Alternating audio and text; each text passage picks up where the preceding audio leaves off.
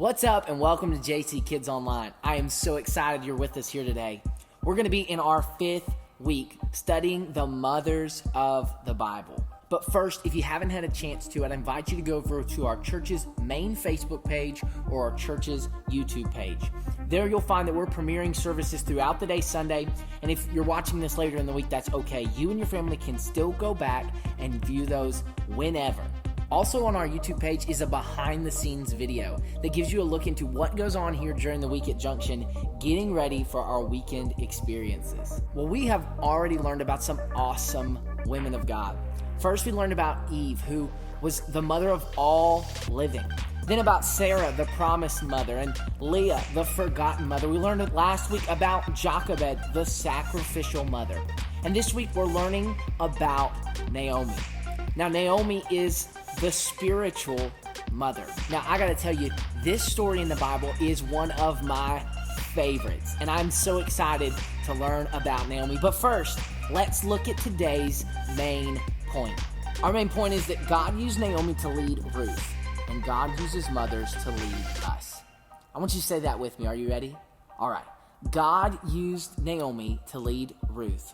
God uses mothers to lead us. Great job.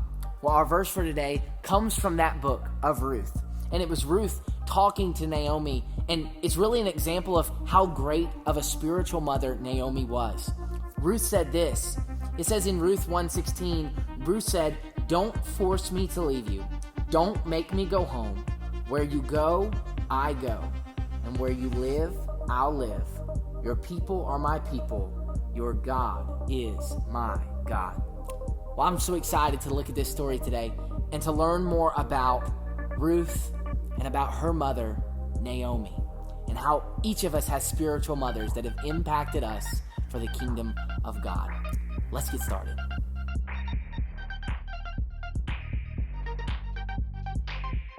Today's story is about Naomi. Naomi was the mother of 2 boys named Mahlon and Chilion, but they aren't actually the most important part of the story. The biggest moment of Naomi being a mother was to someone that wasn't even her own child. Naomi, her husband, and her 2 sons moved away to a land called Moab, and while they were there, her 2 sons got married. Then Naomi's husband died, and to make matters worse, shortly after that, her 2 sons also died. Then Naomi was all alone in a foreign land with no one but her 2 daughters-in-law. Naomi told them that they should go find new husbands and start new lives. And one named Orpah did, but the other named Ruth said to Naomi, "Wherever you go, I'm going to go, and where you stay, I'm going to stay there with you. I'm going to be a part of your family, and I'm going to trust in your God." Naomi and Ruth returned to Naomi's homeland, and eventually Ruth fell in love with a wealthy man named Boaz. Ruth's life was changed forever because she decided to follow the leadership of Naomi. Each of us has a mother in our life, but God also puts other amazing women who may not be our mom, but they love us and lead us just like a mother would. For you, this may be a teacher at your school or someone here at church, a coach, a grandmother, or even just a lady that you look up to. God has blessed us all with mothers, but also with spiritual mothers who lead us closer to God and teach us more about Jesus. Well, that was an awesome story learning about Naomi. I challenge you this week to think of somebody in your life who may not be your actual mother, but is a spiritual mother to you. Maybe it's your grandmother. Maybe it's one of our volunteers here at church, like your Sunday school teacher, or one of the women who works in JC Kids. Maybe a spiritual mother for you is your teachers from school, or maybe it's a coach. Whoever it is, ask your parents this week if you could reach out to them and let them know how grateful you are for them. Before you go, I'd invite you to check out the links in the description down below.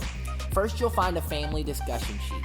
There will be just several simple questions that will help you better understand who is a spiritual mother in our lives and what that means to be spiritually mothered.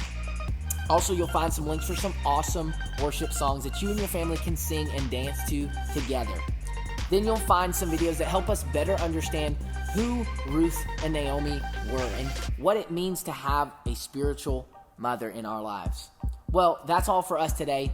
Thanks so much for tuning in to JC Kids Online, and I can't wait to see you soon.